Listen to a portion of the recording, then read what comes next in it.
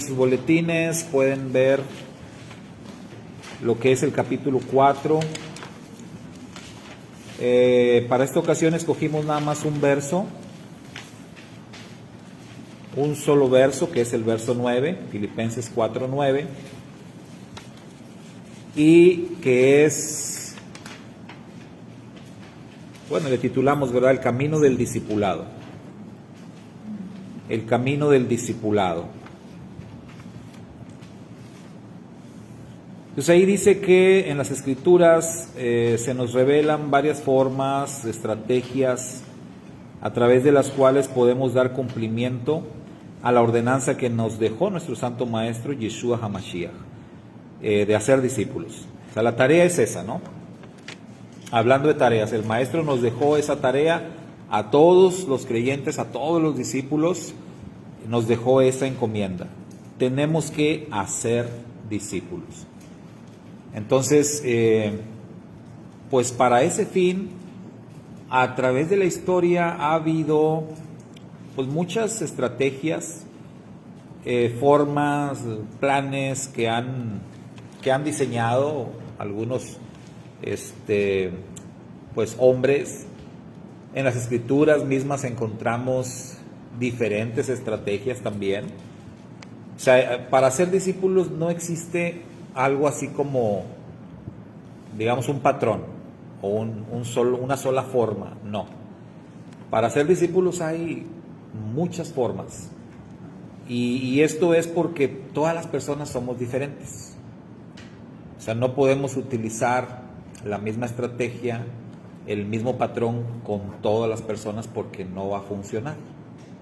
Todos somos distintos, entonces hay diferentes estrategias, pero el Rav Shaul aquí en este capítulo, Filipenses 4, nos enseña una estrategia, una forma muy, diríamos, muy fundamental, ¿verdad?, muy básica de cómo es que se hace un discípulo, ¿verdad? Podemos formar un discípulo.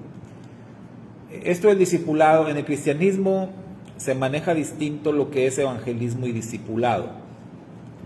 Yo siempre dije, aún en el cristianismo, que es lo mismo. O sea, hablar de evangelismo o evangelización es lo mismo que hablar de discipulado. O sea, no hay por qué separar un concepto del otro. Se trata acá de encaminar a una persona en el conocimiento del Eterno, en el conocimiento del plan de redención a través del Mashiach, en el conocimiento de la palabra, y por supuesto en la práctica, ¿verdad?, de la palabra. Entonces no hay que separar una cosa de otra.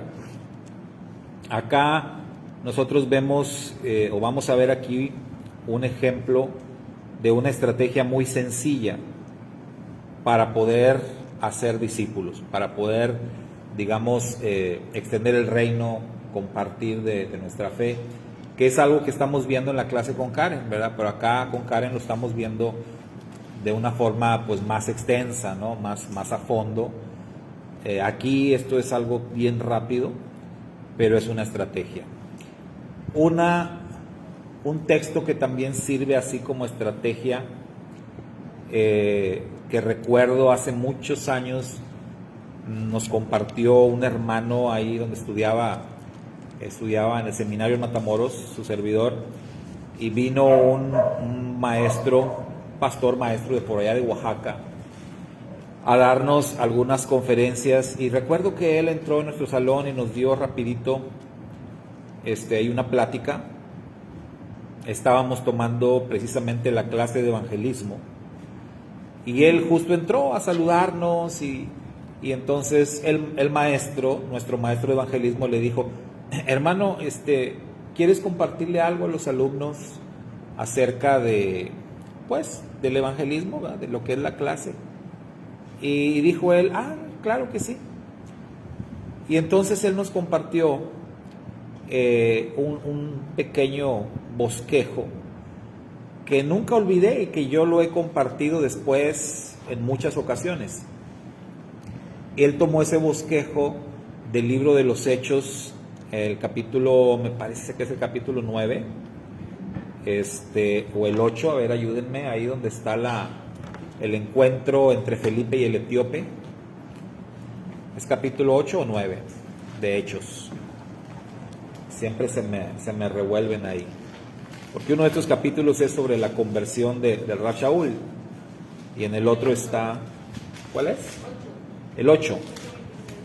Bueno. Ahí en el capítulo 8 de Hechos, cuando sucede el encuentro entre Felipe y el etíope, hay un verso ahí que dice: entonces Felipe, abriendo su boca y comenzando desde esta escritura, ¿verdad? Sí. Bueno, ese verso usó el hermano como un bosquejo. Nos dijo, abran su Biblia ahí, en ese verso, léanlo. Dijo, fíjense, ahí tenemos un buen bosquejo de lo que se necesita para evangelizar, lo que se necesita para compartir la fe. Entonces, hasta le puso un título, ¿verdad? Lo que necesitamos para evangelizar. ¿Qué necesitamos para evangelizar? Dice el verso, entonces Felipe.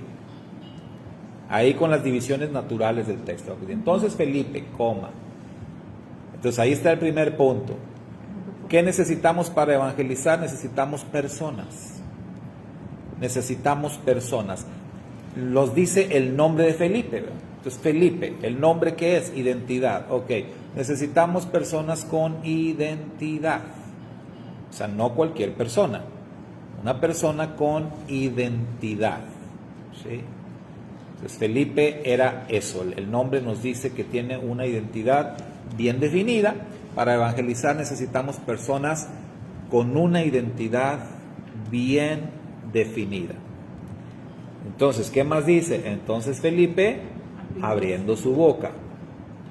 Entonces, necesitamos personas con una identidad bien definida, pero que abran su boca, que no se queden callados. Porque muchos creyentes tenemos ese problema, nos quedamos callados. O sea, no abrimos la boca, no compartimos, no llevamos el mensaje. Sí tenemos identidad, sí aprendemos, pero no abrimos la boca. Entonces, para evangelizar necesitamos abrir la boca. Y abrirla para que de ella brote el mensaje, ¿verdad? No otra cosa, sino el mensaje de la palabra. Y luego, ¿qué más dice? Abriendo su boca y comenzando desde esa escritura. Entonces, la persona tiene que tener identidad, tiene que abrir su boca, pero tiene que tener conocimiento de la escritura. Porque si no conoces la escritura, pues entonces ¿de qué vas a hablar? Y tienes que conocer la escritura completamente, porque ahí dice comenzando desde esta escritura. Entonces el etíope iba leyendo al profeta Isaías, pero igual pudo haber ido leyendo, no sé, de Barim, o pudo haber ido leyendo a Ezequiel o algo otro de los profetas. Entonces, ¿qué necesitaba Felipe? Conocimiento de la escritura.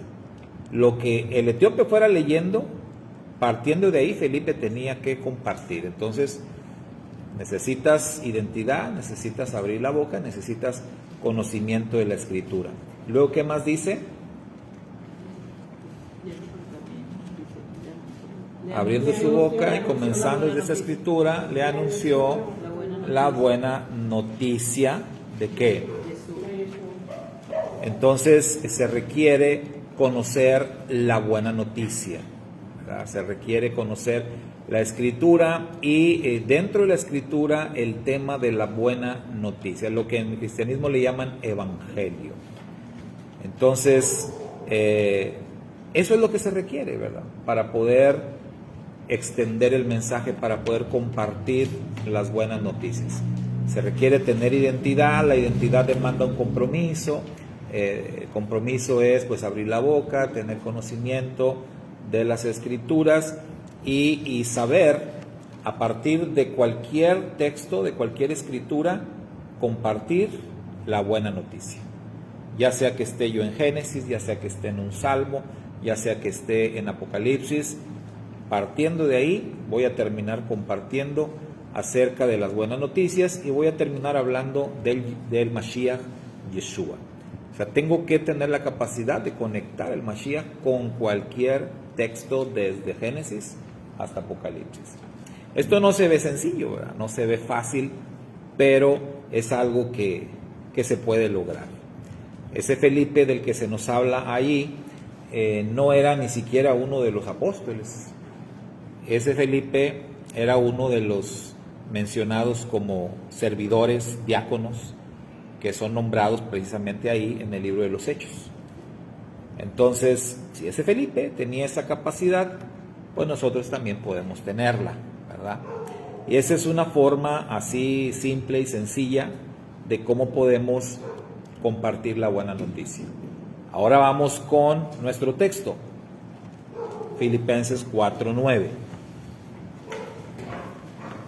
Entonces aquí nos dice que hagamos un análisis del texto en base a sus verbos y que escribamos qué acciones nos sugiere cada verbo que debemos de cumplir para poder tener éxito en la tarea del discipulado.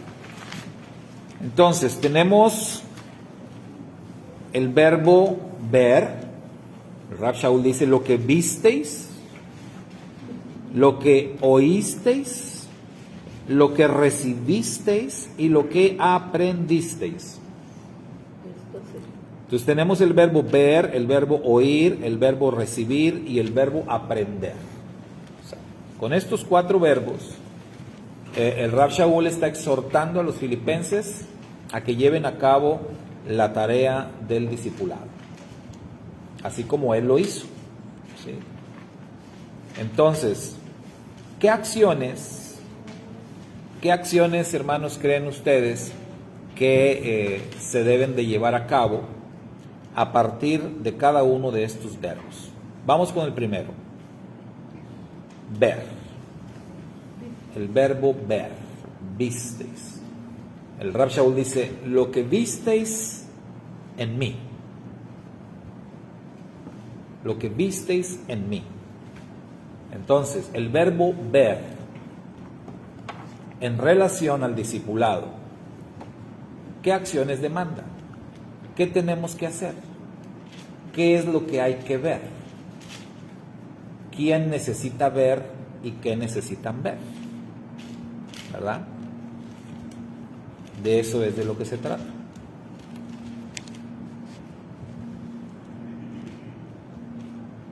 ¿Qué se oye? Teléfono, ¿eh? Se oye como...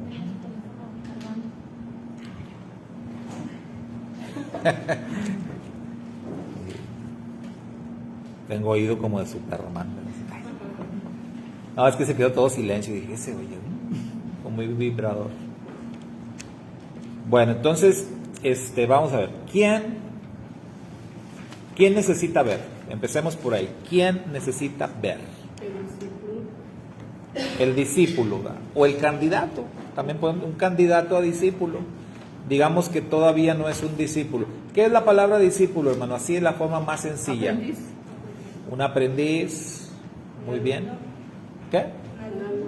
Un alumno. Muy bien. Un seguidor, ¿verdad? Un seguidor. Entonces, eso es la forma más sencilla de la palabra discípulo, es eso. Un alumno, un aprendiz, un seguidor. Entonces, puede haber aspirantes a discípulos, ¿verdad? O sea, todavía no alcanzan ese nivel de discípulo. ¿Se acuerdan Yeshua, los primeros discípulos de Yeshua? Cuando lo van siguiendo, en ese sentido son seguidores porque literalmente lo van siguiendo. Yeshua va caminando y ellos van detrás de él, pero todavía ni siquiera cruzan palabra con él, pero ya lo están siguiendo. Entonces digamos que ahí ellos son aspirantes. ¿Por qué? Ellos eran discípulos de Yohanan el Inmersor, y Yohanan les dijo: miren, aquí está del que yo les he hablado, del que yo les dije que él es el Mashiach, y etcétera. Entonces, como es obvio, una vez que Yeshua se va, estos dos lo siguen. En algún momento Yeshua voltea y les dice, ¿qué quieren, verdad? ¿Qué buscan? Y ellos no supieron qué decir, dijeron, ¿dónde vives?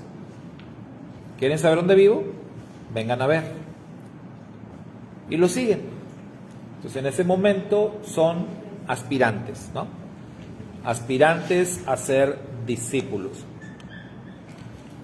Pero definitivamente ellos tuvieron que ver algo vieron en el Mashiach. Y por eso lo siguieron. Otros, nada más 2. ¿Cuántos discípulos tendría Yohanan? ¿Quién sabe? Pero yo creo que sí tenía un buen de discípulos. Pero nada más estos 2 siguieron a Yeshua. Nada más 2. Bueno, entonces el aprendiz, el aspirante a discípulo es el que tiene que ver. Ahora, ¿qué tiene que ver? ¿Qué es lo que tiene que ver, observar? ¿Qué dirían? Pensemos en un aspirante. Lo que hace el maestro. Lo que hace el maestro, muy bien. Lo que hace el maestro, lo tiene que ver, lo tiene que observar, porque está aprendiendo, ¿verdad? Ahora, si pensamos en un aspirante, digamos, una persona que no forma parte de la comunidad de creyentes, que es ajena, ¿qué tiene que ver? Su testimonio. El testimonio, muy bien. Entonces, lo primero que las personas ven es el testimonio. El testimonio. Entonces, se recuerdan que alguna vez les comentaba acerca de la práctica que se tenía dentro de la denominación bautista a la que pertenecimos alguna vez en el pasado, y la práctica que se tiene ahí de ordenar a los pastores. Y para esto de la ordenación, a los pastores ahí se les hace un examen así tipo examen profesional, donde viene un concilio de pastores y le caen a preguntas, ¿no? 1:30 hasta 2 horas, de un interrogatorio bien duro para comprobar que el pastor tiene conocimiento. En algún momento, siendo yo presidente de la Alianza de Pastores, les sugerí a los pastores que pues eso no tenía tanto, para mí, ¿verdad? No tenía tanto sentido. Porque yo les decía, pues a final de cuentas, cualquier persona puede prepararse para un examen y pasarlo. Se estudia, se aprende todas las respuestas, contesta todo bien y pues ya. Yo creo que es más importante acá ver otras cosas acerca del pastor, que sería como su testimonio. Sí había una parte del interrogatorio en donde se le preguntaban a cosas a la esposa, ¿verdad? O a los hijos. Sí había ahí una parte donde, a ver, hermana, ¿cómo es el hermano, ¿verdad? Ahí en la casa? ¿Cómo se porta? Cosas así, ¿no? Es importante. A los hijos, a ver, niños, ¿cómo es su papá? No es mal habladote ahí, ¿no? Suelta una que otra palabrota, ¿cómo se porta? Mira, digan. Entonces, eso era bueno, ¿no? Pero yo les sugería a los hermanos, quizás sería más interesante, en lugar de hacerle un examen de 2 horas al pastor, pues mejor ir a su barrio y ahí preguntarle a los vecinos, oiga, ¿conoce al señor que vive aquí? ¿Qué opina usted? ¿Cómo es este hombre? ¿Es buen vecino? ¿Cómo se porta? ¿Qué opinión tiene de él? Ese tipo de cosas, ¿no? Quizás platicar un poquito o ir con los familiares, si tiene hermanos, con sus hermanos, con la familia, para ver, ¿no? Qué tipo de relación lleva con sus más cercanos, vecinos, familiares, etcétera. Por supuesto, la familia es primordial, esposa, hijos, pero no nada más hacer 2, 3 preguntitas, sino algo más, ¿no? Llegar ahí a la casa y, oiga, no, pues venimos a esto.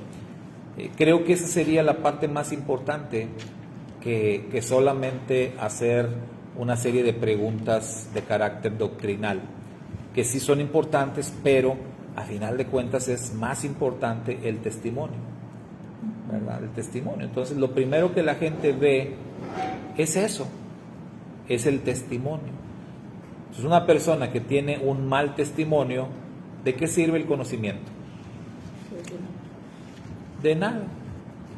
Puede saber mucho, pero si tiene mal testimonio, ya la gente nunca te va a escuchar.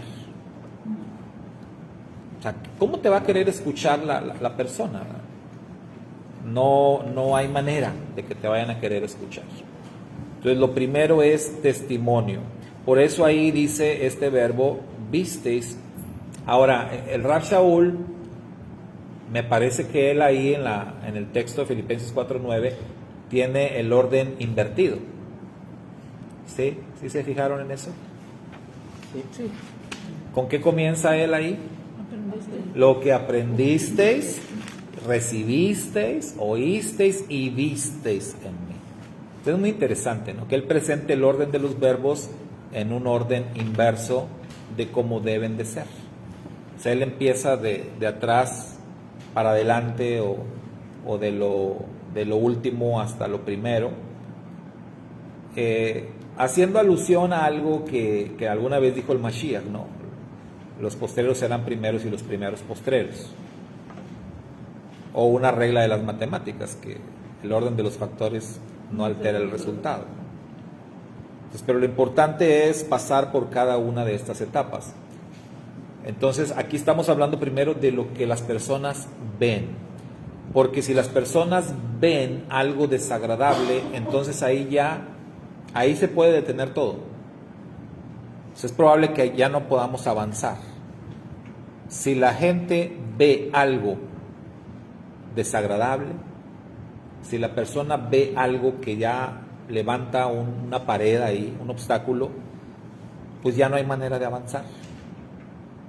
Muchas veces eso es lo que pasa o es lo que detiene la tarea del discipulado. Alguien decía una vez, de las personas que andan predicando en las calles, decía, ¿te fijas que esas personas que andan predicando en las calles siempre andan predicando en colonias donde no los conocen? Yo no sé qué tan cierto sea o no, ¿verdad? Pero decían, pero no predican en su misma cuadra porque ahí todos los conocen y no les creen nada. Eso es triste, ¿verdad? Entonces tendremos que ser capaces de comenzar, dice la Escritura, el buen juez, ¿dónde empieza? En su casa. Si voy a compartir la palabra, pues tengo que comenzar desde mi casa, desde Jerusalén, desde ahí y luego ya hacia afuera. Entonces, si no tengo el buen testimonio, si no tengo la autoridad moral para poder compartir el mensaje con los de mi casa o con mis vecinos, con los de mi cuadra, pues ¿para qué quiero ir a otras colonias, no? Menos a otro país, ¿para qué? O sea, no tiene caso. Entonces, lo primero es el testimonio, lo que se ve. El Rav Shaul indudablemente tenía un buen testimonio. Él decía, lo que visteis en mí. Entonces, no cualquiera tiene esa autoridad para decir, lo que visteis en mí. Así como yo me comporto, así te tienes que comportar. Wow, se requiere de veras estar muy seguro de que estás haciendo lo correcto. Bueno, entonces las personas tienen que ver básicamente un buen testimonio. Eso es lo que tienen que ver. Porque las personas tienen que desear. ¿Verdad? ¿Se acuerda cuando Yeshua habló con la mujer samaritana? ¿En qué sentido su majestad Yeshua mostró un buen testimonio con ella? Al hablarle simplemente. ¿Por qué judíos y samaritanos no se hablaban entre sí? ¿Por qué? Porque varones y mujeres no se hablaban entre sí públicamente siendo desconocidos. ¿Por qué? Porque un rabino de la época pues no era para nada bien visto que le hablara a una mujer de dudosa reputación. Había muchos factores en contra, o sea, a la mujer jamás le pasó por su mente que Yeshua le fuera a hablar. Entonces, cuando él le habla, nada más el hecho de dirigirle la palabra, eso fue un tremendo testimonio que la impactó a ella. O sea, ¿cómo me hablas? O sea, ¿cómo me pides de beber? Tú eres judío, yo soy samaritana, o sea, ¿cómo?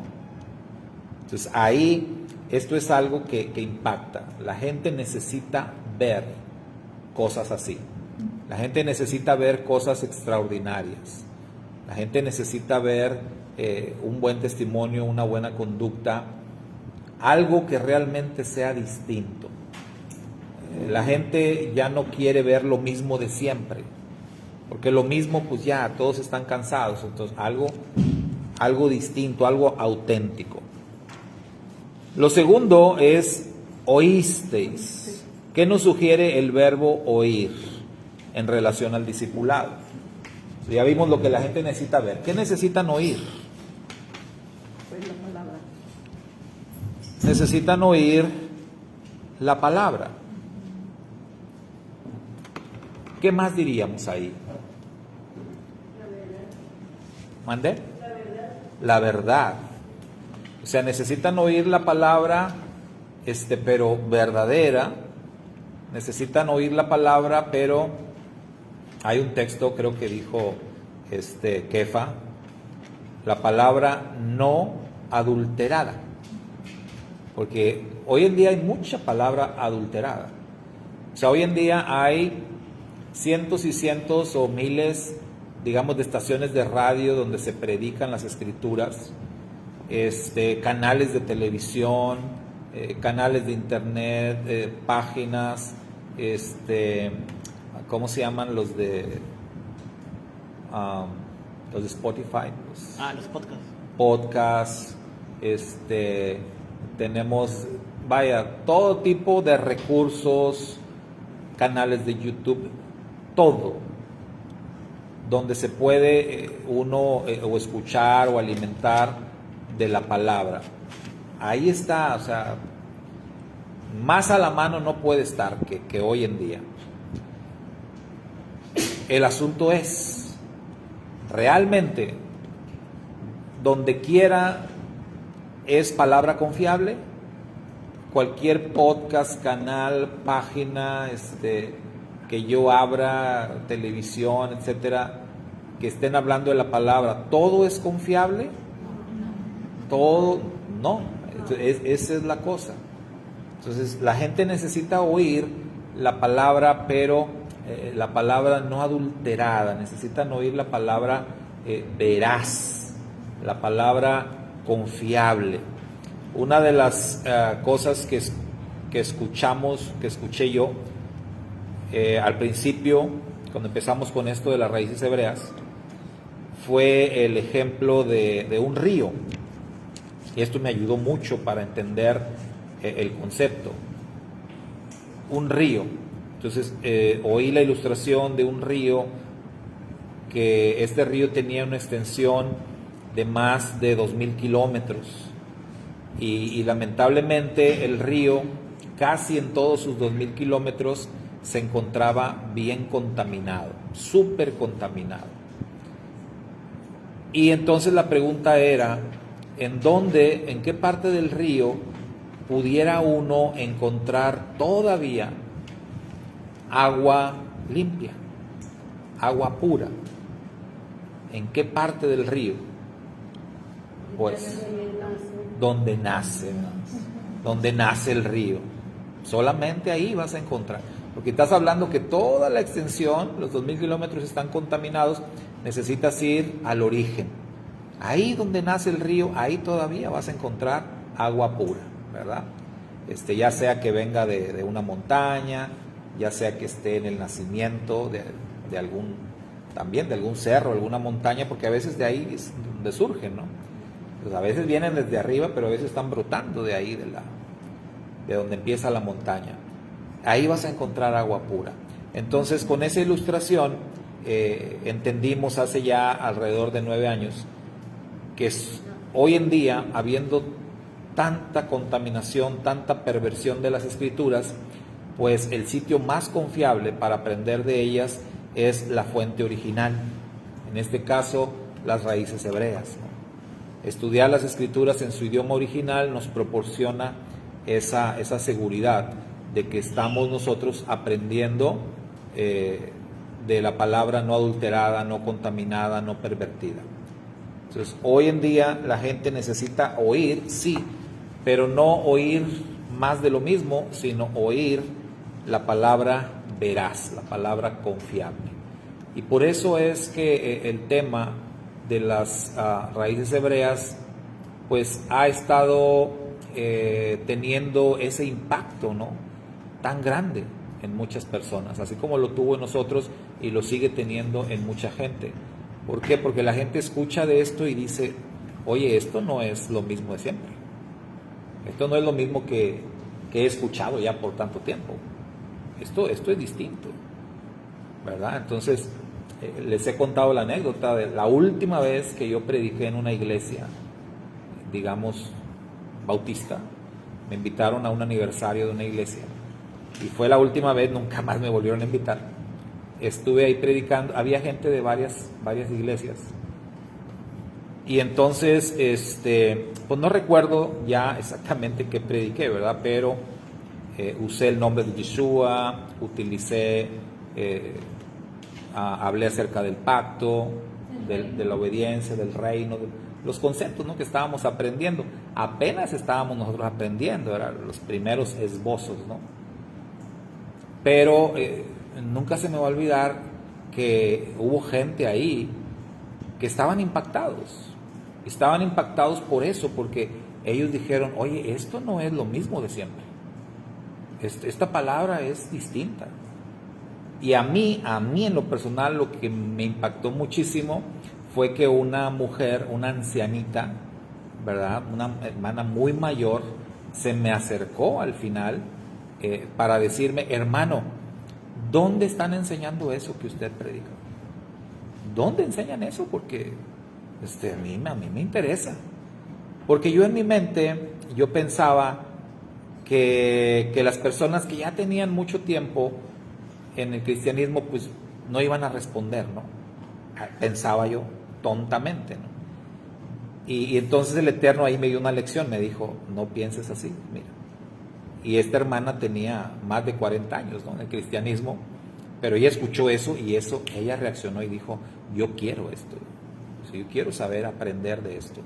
Entonces, la gente necesita oír la palabra, esta palabra, que no está adulterada, que no está contaminada, que no está pervertida.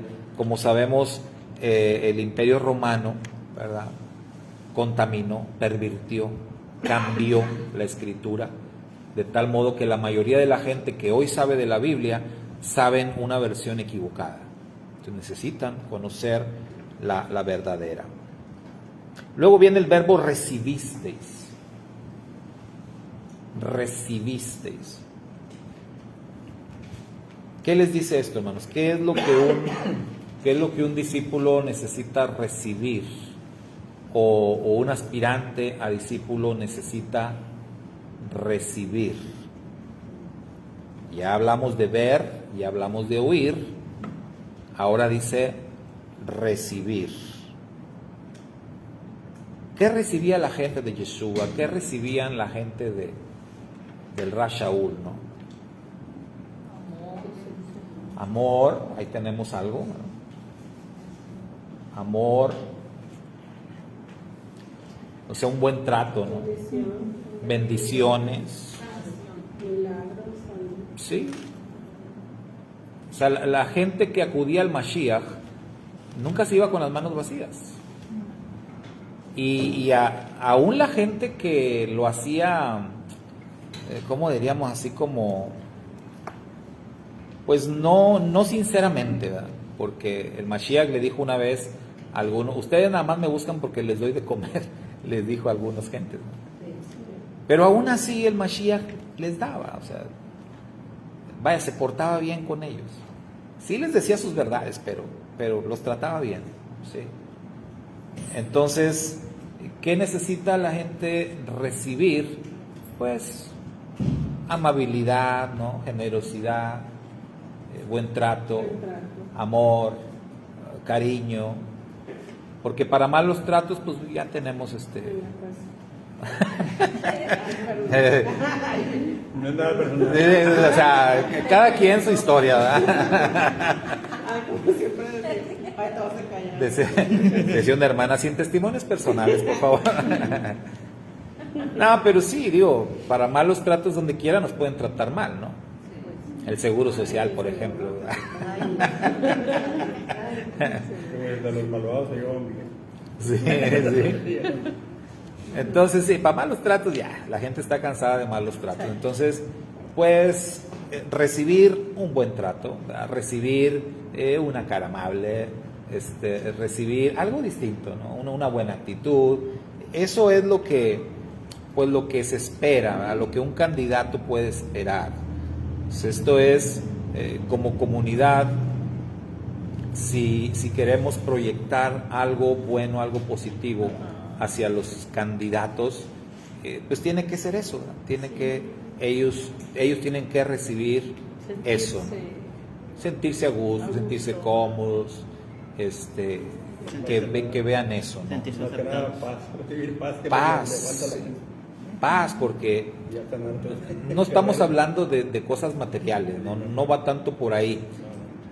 Recuerdo el libro de Iglesia con Propósito, el autor Rick Warren dice ahí, está muy materializado, dice, es que las iglesias tienen que esforzarse más, tener estacionamiento para los carros, para la gente que viene, tener un buen ambiente, tener aire acondicionado, Entonces, muchas iglesias empezaron a adoptar esa línea, ¿verdad? Ese pensamiento.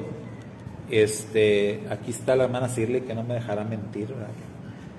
Que hubo iglesias en su momento que adoptaron esa línea de recibir a la gente hasta con un desayuno, ¿sí o no?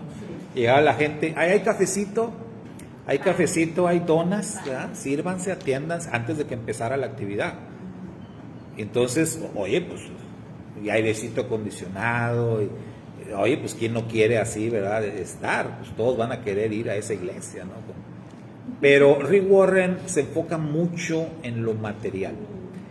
Si nosotros vamos, o sea, hay algo de razón en esto, ¿sí? Pero tiene más que ver con la actitud, con el trato de las personas. Cómo te no tanto lo que te están dando, ¿no? Sino cómo te están tratando.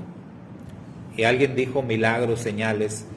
Vemos un ejemplo cuando Kefa y Yohanan van entrando ahí al santuario, está aquel hombre ahí, cojo, y aquel cojo, ¿qué está pidiendo? Dinero, pero ellos no tienen. Entonces dice Kefa, pues no tengo plata, tampoco tengo oro, pero lo que tengo te doy, ¿no? Lo que tengo te doy, ahí te va, en el nombre de Yeshua HaMashiach, vamos, arriba. Entonces, eso estuvo mejor que el dinero. Sí, que la limosnita que le hubieran dado, pues mejor, mira, la sanidad. Entonces tenemos un recurso maravilloso que es la plegaria, que es la oración, y que si no tenemos cosas materiales para darle a una persona, pero tenemos bendiciones. Así es. Eso es lo más grande, lo más maravilloso. Mira, no tengo pero tengo la manera de bendecirte. Decía el hermano, paz. Tengo paz. Si yo tengo paz, puedo dar paz. Mashiach dijo, mi paz os dejo, mi paz os doy. O sea, si Él nos dio de su paz, quiere decir que nosotros podemos compartir su paz. Podemos transmitirla, podemos darla, podemos orar por la persona, podemos poner nuestras manos en ella. Y al decir una plegaria de poder, vamos a transmitir poder a esa persona y eso va a ser maravilloso. Entonces, ¿qué deben de recibir? Pues deben de recibir bendición. Todo lo que vaya incluido, ¿no? Lo que ya se dijo, paz. No tanto cosas materiales que no se descartan. Cuando la gente necesita algo material, y dice la Escritura, si tenemos nosotros manera de darlo, no debemos de negarnos. Nunca. Nunca le digas a alguien, no tengo, si sí tienes. Nunca. Eso es es una mitzvah que está ahí en la escritura. Oiga, que alguien te diga, oiga, me da un taquito. No tengo. Y si tienes algo ahí, ¿verdad? O sea, eso es pecado. O sea, a lo mejor lo que no tienes son ganas de ir a hacer el taco. Pero pues de eso se trata. O sea, eso es, sí, porque pues a veces tienes que ir a abrir refri, sacar, todo, preparar, tomar tiempo. A lo mejor estás ocupado y por eso no quieres. Pero por eso la gente necesita recibir generosidad. Ahí no va a ser el sándwich o el taco, no.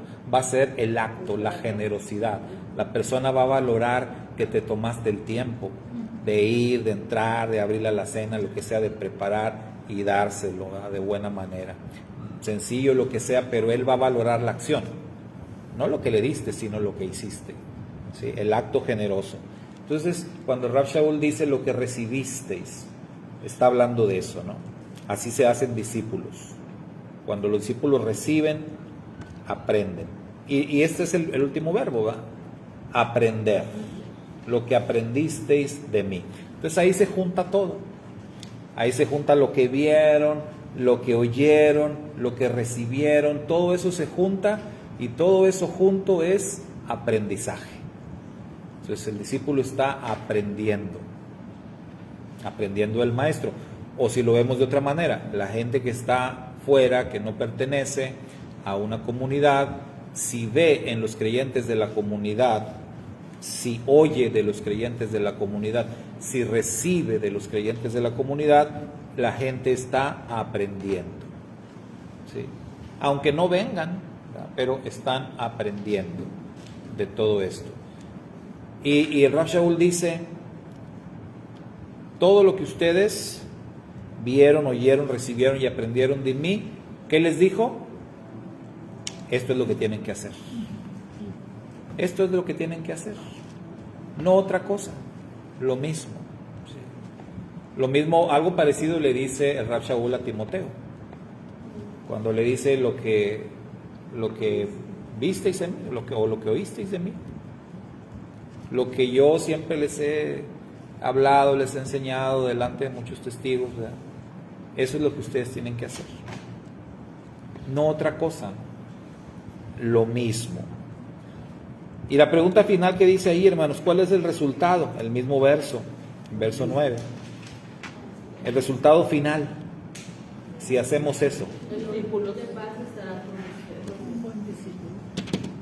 Vamos a tener el resultado, ¿no? de un discípulo, pero dice ahí, el Dios, el Elohim, de paz, de shalom, precisamente, dice, va a estar con ustedes. En otras palabras, esta tarea va a ser bendecida por el Eterno, si sigues estos pasos, ¿no? Es como decir, te garantizo que esto va a salir bien. Trae un sello de garantía, pero bien bueno, ¿no? Si tú sigues estos pasos, si tú te ocupas de que la gente vea, oiga, reciba, aprenda, está garantizado que va a funcionar y va a funcionar bien. O sea, el Eterno bendice esta tarea. Esto es algo parecido como lo que cantamos, ¿no? El Hinei Matov. Hinei Matov, que está inspirado ahí el Salmo 133. ¿Se acuerda cómo dice ahí el salmista? Juntos en armonía. ¿Y cómo termina el Salmo? Porque ahí envía la bendición y vida eterna. Allí envía el Adón bendición y vida eterna. ¿Dónde? Donde los hermanos habitan juntos en armonía. O sea, habitar juntos en armonía, hace ahí una ilustración, una comparación muy poética, ¿no? Dice que es como el buen aceite derramado sobre la cabeza de Aarón, el ungido del Mashiach, y el aceite se derrama y corre por todas sus barbas y baja por el borde de sus vestiduras. Dice como el rocío de Hermón que desciende, ¿no? Desde los montes de Sión. Es un poema precioso, una figura bien hermosa, para terminar diciendo, porque ahí envía el Eterno bendición y vida eterna. Pero todo parte de habitar juntos en armonía, ¿sí? Mirad cuán bueno y cuán delicioso es habitar los hermanos juntos en armonía. Una vez, varias veces hablé de esto, de un solo verso, el verso 1 ahí, y desglosaba todo el tema, ¿no? Todo lo que representa esto desde la palabra hermanos, o sea, la profundidad que tiene el llamarnos hermanos, ¿sí? Decirnos hermanos, saber que somos hermanos. La palabra juntos, el término en armonía, son enseñanzas preciosas, y la culminación es bendición y vida eterna, como acá en Filipenses 4:9, la culminación es: y el Elohim de paz estará con ustedes. Lo que ustedes hagan será bendecido, será prosperado, pero hay que seguir un proceso, ¿verdad? Hay que hacer bien las cosas. La bendición del Eterno no es así nada más tan fácil, no tan sencillo. Todos queremos que nos vaya bien, todos queremos tener éxito en lo que hacemos, pero hay que cumplir con nuestra parte, ¿verdad? Tenemos también ahí, ¿se acuerda? Josué 1:8 que dice, texto muy conocido también. Nunca se apartará de tu boca este libro de la ley. Ajá. De día y de noche meditarás en él. Entonces la parte final es la que da el resultado. Entonces harás prosperar tu camino y todo te saldrá bien. Oye, pues ¿quién no quiere que todo te salga bien? Que tu camino siempre sea próspero. Pero hay que cumplir lo primero. Nunca se apartará de tu boca, dice. Qué interesante, no dice de tu mente, dice de tu boca. Porque la mente, pues cualquiera, o sea, para tener el conocimiento cualquiera, no, de tu boca. O sea, tienes que estar compartiendo, ¿se acuerda? Felipe, la boca abierta. Nunca se apartará de tu boca este libro de la ley, sino que de día y de noche meditarás en él, para que guardes y hagas conforme a todo lo que en él está escrito. Todo, no dice nada más una parte, todo lo que en él está escrito. Y entonces sí, ya cuando hagas esto, harás prosperar tu camino y todo te saldrá bien. Pero las condiciones están ahí.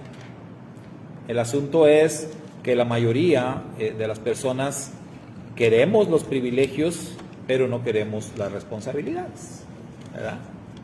Dijo el padre Alberto una vez.